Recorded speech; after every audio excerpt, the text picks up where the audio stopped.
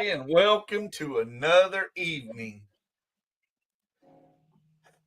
Let's Pop go. Top Drop TV. Let's go. Well, guys, it's been one of those weeks already. As you can tell tonight, it's just one of those lovely nights. Seth, I see you're on the road tonight. Yes, sir. We're moving and shaking. Moving and shaking. Well, that's a good thing. Russell, how close are you to having? I know we interrupted your evening cleaning up. How close are you to having everything clean?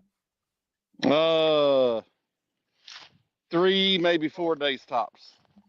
Russell, how close are the fires to you? The county above me and the county to the west of me, so close Yeah, enough. I got called to Crusoe today. Yep. So that's where I will probably spend my weekend, is in a little flame creature spreading water. Well, I'm about to have us some new fun toys we can talk about on the show here in maybe a month. Yeah, I can't wait. Well, now, Seth, how are you What doing kind of tonight? toys? I'm doing great, man. I'm curious about these toys, though. Something that's never been in the United States yet. Let's go. That's what I'm talking about. That's exciting. What he's actually, I will say this. If what he's got, if it works, if that idea works, it's going to be a game changer for some things. I forgot I sent you a picture of that. Oh, and I got cussed out about it too.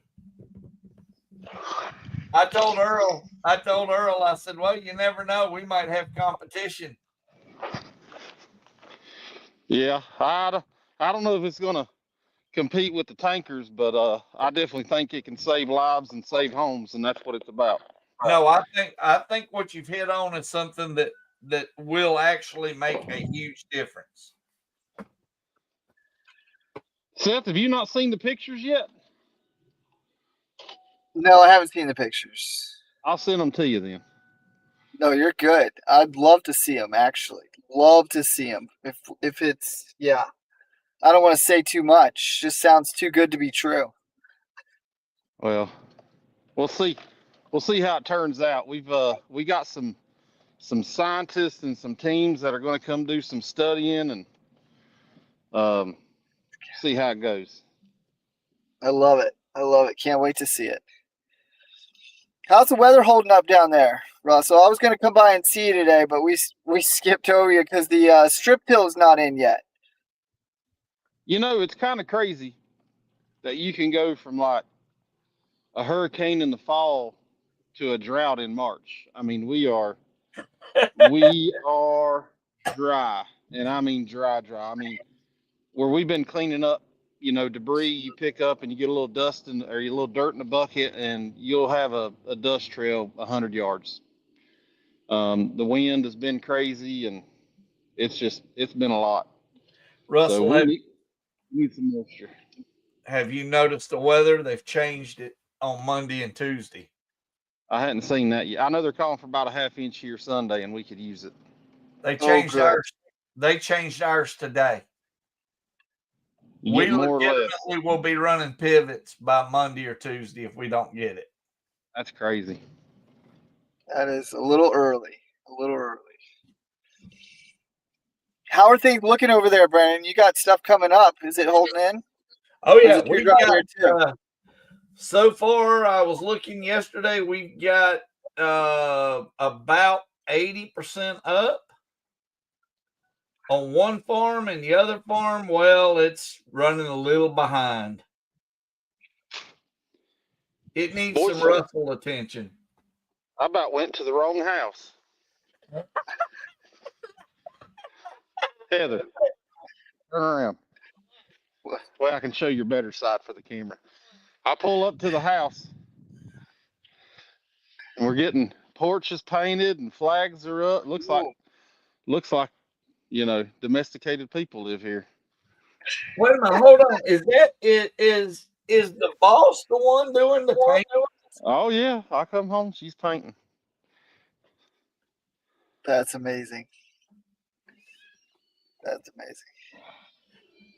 Russell, what are your strip till? When will it be in? They had a delay with the truck driver. They're supposed to leave Yetter with it Monday, so I figure Tuesday or Wednesday it'll be here. And Best Way got my tanks ready, and they'll be here pretty much same day. So we'll get the tanks mounted and pumps mounted and get everything done, and we'll be able to run our biologicals. Now, I have seen the pictures on that one, and that is a good looking piece of machinery. Oh yeah, that strip till bar belongs in a museum in LA somewhere. It's so nice looking. It's really nice. One of the coolest pieces of machinery I've probably seen. I like the paint job, everything about it. It's just sleek. It's very sleek. Well, hopefully everybody will be able to see a lot of new stuff on the show this season. Strip till, biologicals. Got some of my biologicals came in today. We'll do our deep injection trials again. Have some organics in soil. We got Brandon's. Hey, I might need some more of that humic.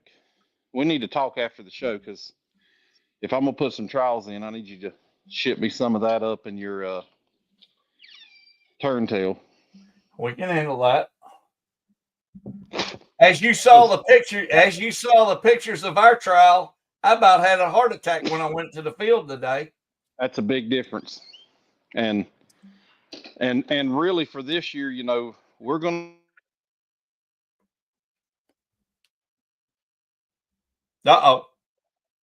Did it cut out? There he is. If we're going to push for the 150 on beans, we're going to have some turntail to keep the deer out of it. Well, we can handle that. You know that. I know you guys all day long. You guys got a lot of deer down there, Russell. Oh my goodness, a lot. Yeah. Now that's special. Talk about new stuff that's coming this year. That's one of the cool things I'm excited about this episode that we've got going tonight is some of our specialty crop stuff. We got the apples and the watermelons in this one. Oh, cool. But we got some other specialty crops planned this year that we're going to look at, Russell. And I think you're going to help out with that. What are some of the ones you're thinking we're going to take a look at over there? I think we'll take a look at blueberries, maybe some blackberries.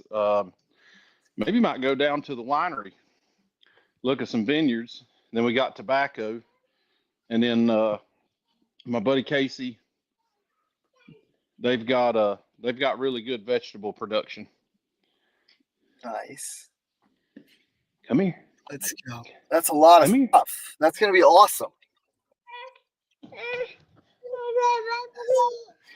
You don't say hey? You don't say hey? Wave hey to him.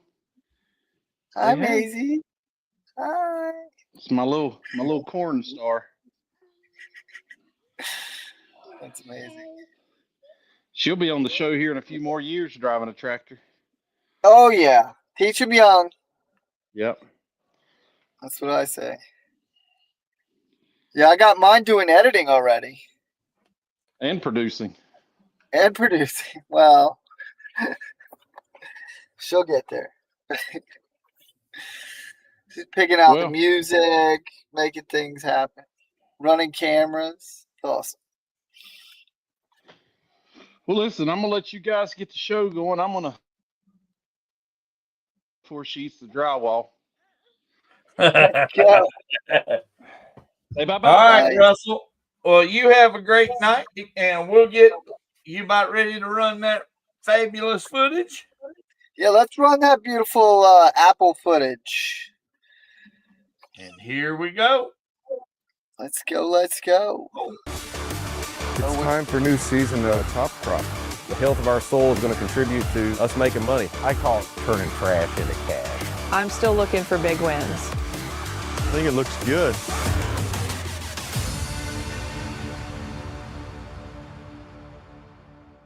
Hello, Brad Forkner, Nutrient Management Specialist out of Cherry, Illinois. We're here today with Top Crop, and we're going beyond the corn and the soybeans today. We're actually going to be in an apple orchard, Royal Oaks. I'll introduce you to Paul here in a second. And we're going to look at some of the different ways that American agriculture is much diversified. If you knew how many different crops and the economical impact they have, especially for the rural areas in Illinois, this is one of my favorite places to come do things that I don't do every day, you know, when I'm talking about corn and soybeans. A little higher intensity in the management. We're out here, we're actually going to show you some different ways that we're growing these apple trees, how they develop. We'll talk about a little bit of the nutrition that goes on them so that they're at their peak sweetness when you want to get a hold of them. The higher the sweetness, the higher the Brix. Not only the sweeter they are, the longer they last when you take them home. Yeah, we have about 30 different varieties of apples here at Royal Oak Farm. We have 24,000 trees currently. We have a myriad of different timings when we do different varieties. We're going to be harvesting a little bit earlier than normal due to the weather. But we start harvesting this point, we harvest all the way up till we get to a good freeze in November. Some of the later varieties, sometimes you get the good harvest, sometimes you don't. Just depends on timing of weather, timing of freezes. We are kind of a little bit different orchard than most out there in that we focus mainly on retail. We are a U-pick orchard. We have customers come out to the farm here, harvest the apples for us. We do a little bit of harvesting ourselves, but they do a lot of it. And so our focus and intensity on growing is a little bit different than maybe a commercial orchard in Michigan or Washington State, New York would focus on. We're not as focused as much on intensity of crop production per acre as much as spacing and aisle width and other things that factor in for customers. So let's talk just a little bit about grafting and keeping that apple pure and how that goes back to the originals, which is a whole lot different than the hybridization and the crossbreeding we do in most of our other crops. We focus mainly on grafted trees, and the reason why is because you're focusing mainly on consistent production of that variety, consistent growth, so that your economics of management are even and controllable to a certain degree. So it's a different type of process. We have evolved over the years from when we first started on what type of rootstocks we're using. Nowadays in the marketplace, at least in the commercial marketplace, there is a plethora of different rootstocks you can work with, a plethora of different varieties you can work with, different combinations. It does take some time to figure out what works on your site. And I have rootstocks and varieties here that I grow. I talk to growers an hour or two away. They go, why would you even do that? Like, what? That's a crazy idea. It would never grow here at our farm. I go, hey, you know what? It works great for us. It really does. When we first started the farm here, my grandparents started it back in the 90s, and they were told by several experts when they first came here, you will never be able to grow Granny Smith here. Just will not work. And they listened to it for a long time. My grandpa was smart though. He said, I'm gonna take about 10, 20 trees, I'm gonna put them in and see what happens. Sure enough, you know, he got crops on those trees consistently, and he's like, you know, we're going with them because they work. So I guess I'm gonna get the leaf scanner out here because I'm seeing a couple of different colors on the leaves here.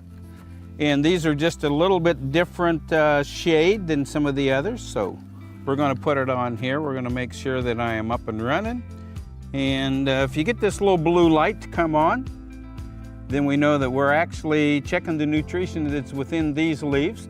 Then I'm gonna go over across one more row and do the same thing. Got my picture.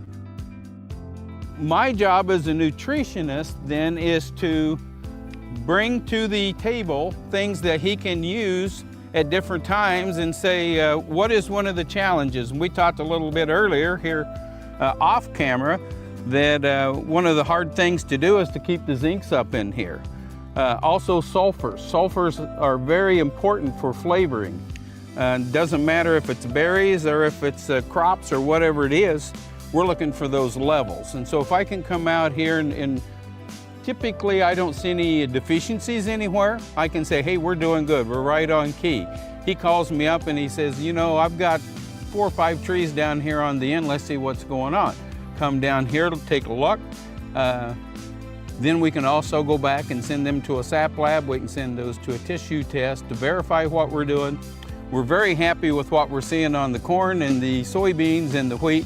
We're doing more work now on cotton. We're getting closer on the potatoes. We're doing the sugar beets.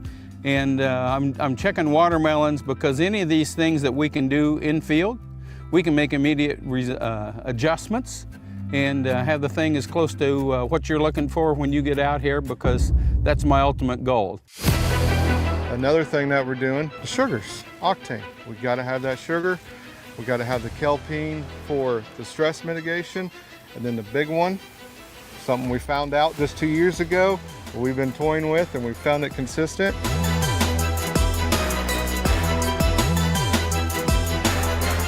Onward Max, 6.5 ounces. And let me tell you, the trials that we ran with that, there's a reason why it's going on every single acre of our corn. Made some applications to some cotton, so we've got a product from Fish Head, fish manure.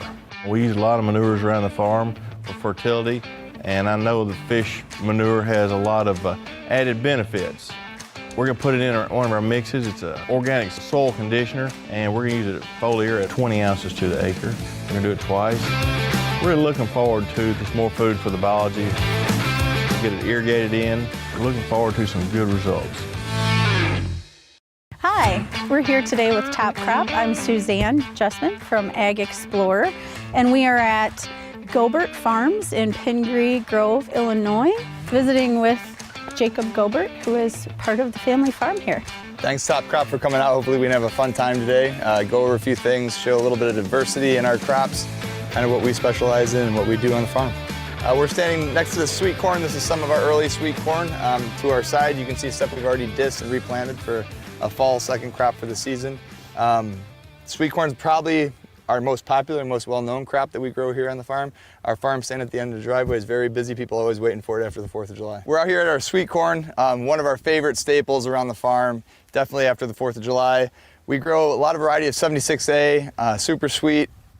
We spend a little bit extra money on the seed to make sure the customer enjoys the product. A great variety for both eating and pretty easy to pick as well. Well, we grow a lot of different things. A week and a half we'll be opening for our U-pick fields, where we grow a bunch of varieties of peppers. We grow tomatoes, field corn, because a lot of the population likes the corn leaves for tamales. We grow basically every vegetable under the sun that we can in this climate, in this region, in this area. So timing's a little difficult. We're a little early this year. Usually our U-pick would open around the 17th. But with the warm May that we had, the beautiful weather, things have come a little bit quicker for us. And we had 5 inches of rain a couple weeks ago, which gave a little bacterial issues in some of our melons, but overall I think the crop looks pretty good. Certain things get helped and hurt. We really don't need too much more rain. It wouldn't be the worst thing to have a little bit more before the fall, but overall we're in decent shape right now. The last 3 years have been pretty dry here. But we've realized what will still grow with the dry weather, especially when you have stuff on plastic with drip, like we do with our melons and some of our tomatoes. So it's nice to be able to control certain things, but Mother Nature also can help or hurt you. So being a vegetable farmer in our area, it's a little bit different than most grain and corn farmers. We definitely have a lot of staff. All our sweet corn is hand-picked. Everything is basically hand harvested. The first round of green beans are usually hand harvested, including all our tomatoes and peppers. So the labor and manpower and the teamwork that it takes to be a vegetable farmer is something that's been passed down. I'm a 5th generation technically farmer. I don't do as much farming as I probably should, but I've grown up in the industry, and you just realize how important team is and what really matters in terms of farming and life. It puts a lot of perspective on day-to-day life as well, not only in the farming life, but with your family life, how you just all you can do is work hard and do your best and take what comes. Well, and what I love about what you guys have going on here, obviously you're shipping some of the stuff at the stand up from somewhere else because not everything's ready at the same time. But what I think is really cool is that people that are so in this real urban area, I would say it's more suburban right here, but really close to an urban area, people are so disconnected from where their food comes from. And here, they can see it growing. They see you working at it every day. You're right on a main highway. I mean, I think that is super cool, knowing where your food comes from. Oh, absolutely. And we've seen things, historically, we've seen things where people stop in from Chicago and there's a pile of sweet corn on the table and they say, hey, I'm looking for sweet corn. I hear the sweet corn's good out here. And they don't realize that it's in a husk, because every time they buy it at a store, it's already pre-husked. So to watch and teach people Something that our farm, we're also in the agritourism business and agritainment business. We're trying to actually introduce a little bit of more of that educational value in certain things during the summer, make some summer camps for kids to get out and understand the work it takes and how much fun it is to watch something grow. In the past 3 years, we're 365 GDUs behind schedule. So that is one of our concerns here. You know, if we don't have solar, we don't have GDUs, we don't have photosynthesis, we don't have energy into that plant. So that's where, when you guys approached about Architect and being able to add that on at that V5 time frame, I was really excited for it. Definitely looks like it's doing its job here. I'm excited to take it to yield and see if we can't get it on every acre next year. So this is Holganix with deep injection. This is Holganix with dry over the top. And it should be 18 rows to the next flag. And this is our Holganix with dry fertilizer broadcast. The plant health is definitely better. We're seeing the first lower leaf is starting to stress a little bit. Here we might have been 1 or 2 leaves below the ear leaf that's already started to drop off and brown up. So I mean, the crop stress is a lot less where we had the Holganix. A little bit of this back into the typical top crop conversations. You know, when we talk tight clays, what we're talking about is the ability for oxygen to be in the ground, because we've got to have oxygen in the ground to lift any nutrition into a plant through the roots. So whether we're talking soybeans, cotton, peanuts, corn, whatever it is, we like to have some flocculation or some soil structure in there. And then we go back and say, well, how do you do that? Sometimes you can do a little bit of that with some gypsum, with some sulfurs, with this hydronium molecule, but all of that needs to be done up front. Get the ground prepped so that when the plants go in there, we do not let them go under stress. Because all the high yield boys will tell you that there is an optimum that starts out and it only goes downhill from there. So what he's trying to tell us is they're doing their best job to keep the optimum in the trees, to keep all the nutrition coming into it. So when you bite it, it's got the texture you're looking for, it's got the flavor you're looking for, and most of these trees are still in this open set. And my understanding tells me that the more sunlight we get to them, the more coloring you're going to get into them. So when you see a red apple and you see one that's still got a little bit of a greenish to it, it doesn't mean they're going to taste that much different. One caught more UV rays out of the sun. It's hard to explain to people that the nutrition is equally distributed between all the apples. Whether it's a small apple, whether it's a large apple, you're dealing with the same amount of nutrients. This bigger apple's got more water in it. It's got more cell structure in it. Same amount of nutrients. That smaller apple is probably going to taste even better because it's more concentrated. Less dilution. Less dilution, with water. right. So, you know, most of the growing we do on these dwarfing trees now, one of the reasons why we do that is for coloring, because you do get more sunlight and more penetration into the tree canopy.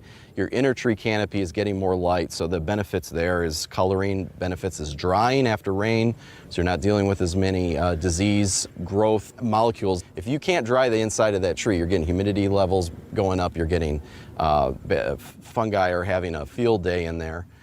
So yeah, there's a lot of benefits to growing these dwarfing trees on these dwarfing rootstocks for that reason alone, but also efficiency reasons and other reasons. So, yeah. So I'm going to bend over here just for a minute. We're going to see something that we talk about in the other crops, and that's drip tape. If you can see that here. And then we're going to bear over here to this side, and we're going to see that we have the same situation, but we're elevated.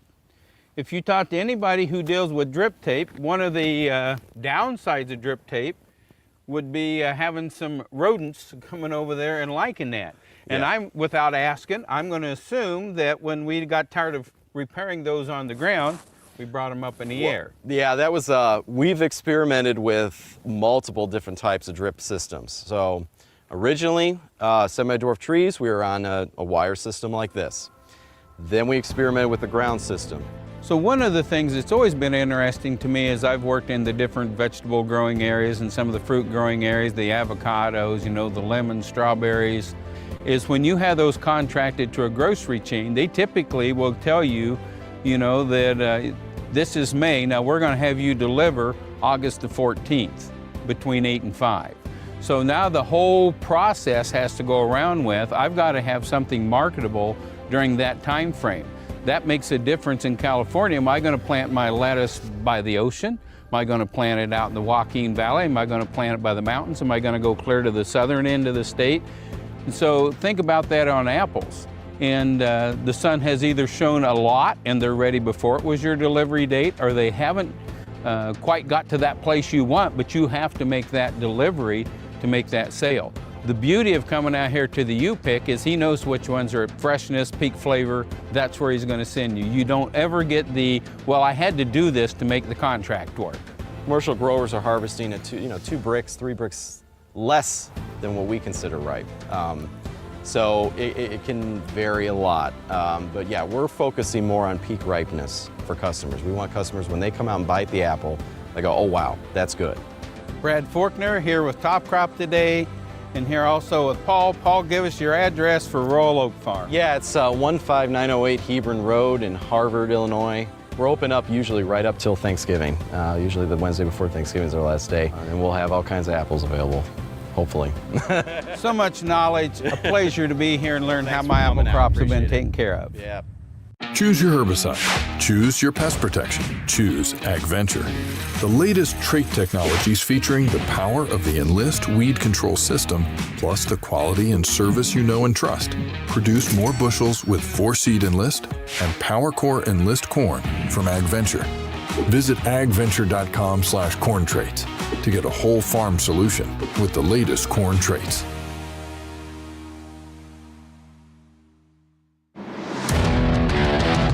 We want the bottom canopy to be healthy with a good fungicide. We use Revitec on it. It's really going to help that bean finish off strong.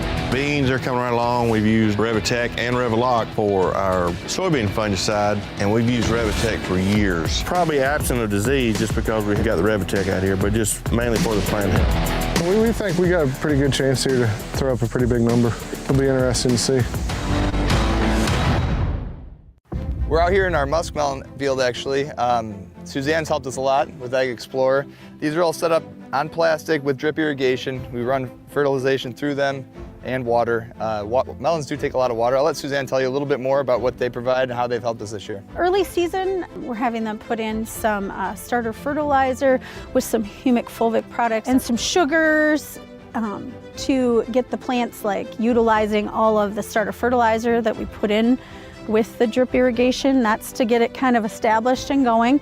Kind of starved it from water early on to help the roots kind of get established and get down into the soil profile.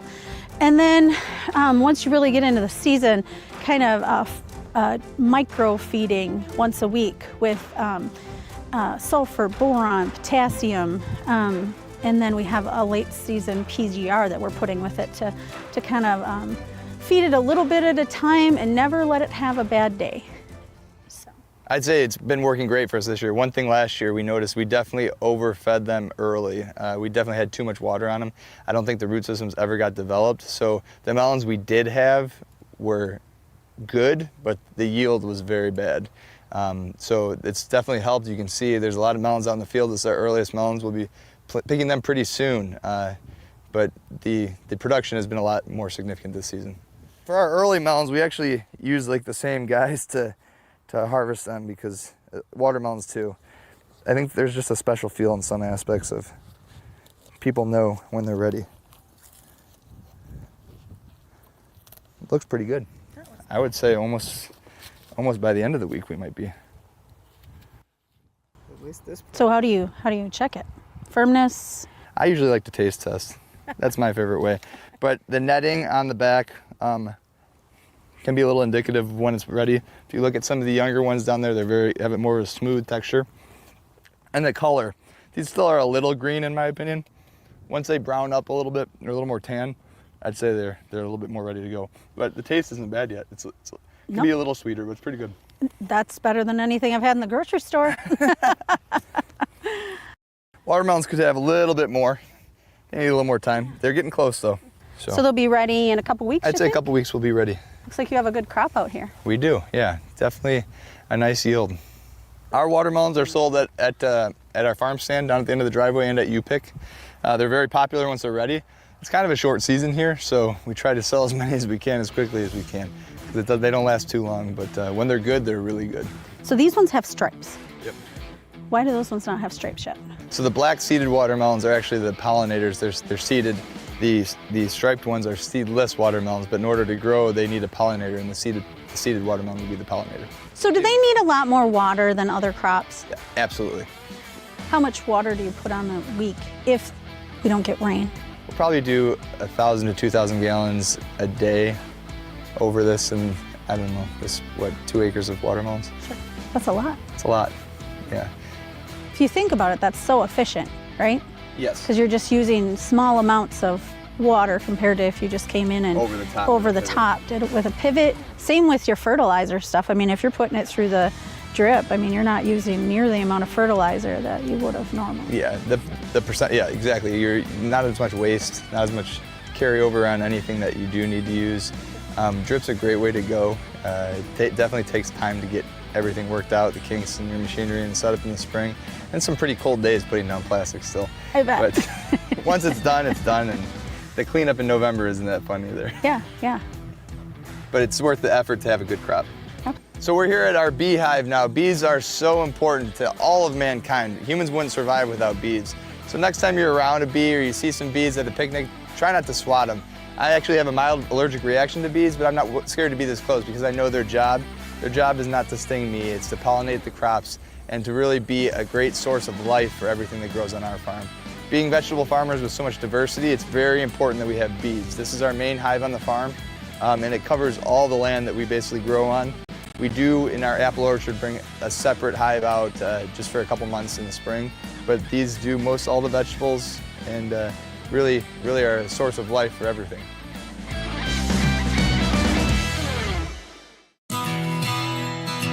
In the past 3 years, we're 365 GDUs behind schedule. So that is one of our concerns here. You know, if we don't have solar, we don't have GDUs, we don't have photosynthesis, we don't have energy into that plant. So that's where, when you guys approached about Architect and being able to add that on at that V5 time frame, I was really excited for it. Definitely looks like it's doing its job here. I'm excited to take it to yield and see if we can't get it on every acre next year. So this is Holganix with deep injection. This is Holganix with dry over the top. And it should be 18 rows to the next flag. And this is our Holganix with dry fertilizer broadcast. The plant health is definitely better. We're seeing the first lower leaf is starting to stress a little bit. Here we might have been 1 or 2 leaves below the ear leaf that's already started to drop off and brown up. So I mean, the crop stress is a lot less where we had the Holganix. Making some applications to some cotton, so we've got a product from Fish Head, fish manure. We use a lot of manures around the farm for fertility, and I know the fish manure has a lot of added benefits. We're gonna put it in one of our mixes. It's an organic soil conditioner, and we're gonna use it at foliar at 20 ounces to the acre. We're gonna do it twice. We're really looking forward to just more food for the biology, get it irrigated in. We're looking forward to some good results. The only part that I truly care about is like where you see the water start right there. If you come over 18 rows, that little dog leg right there, that's part of our contest plot. We've got the new program that rolled out, foliar scripts. We'll have that tomorrow, have our printouts where we can actually see, you know, we're pulling a tissue sample on these crops. It's generating what we actually need to apply down to the ounce to make some corrections. And that's really one of the ways for us to economically keep these plants in balance.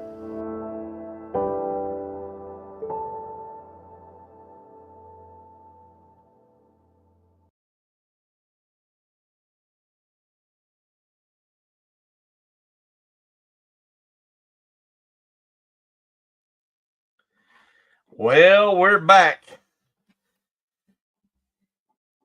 What a day. That's all I can say is what a day. Where's he at? Oop. Seth, are you there? Yes, sir. Moving and shaking, moving and shaking. You know, it's been one of those days. It has been. Was it lagging on your end too? Yes, it was. I might have a serious problem with my internet. I don't know.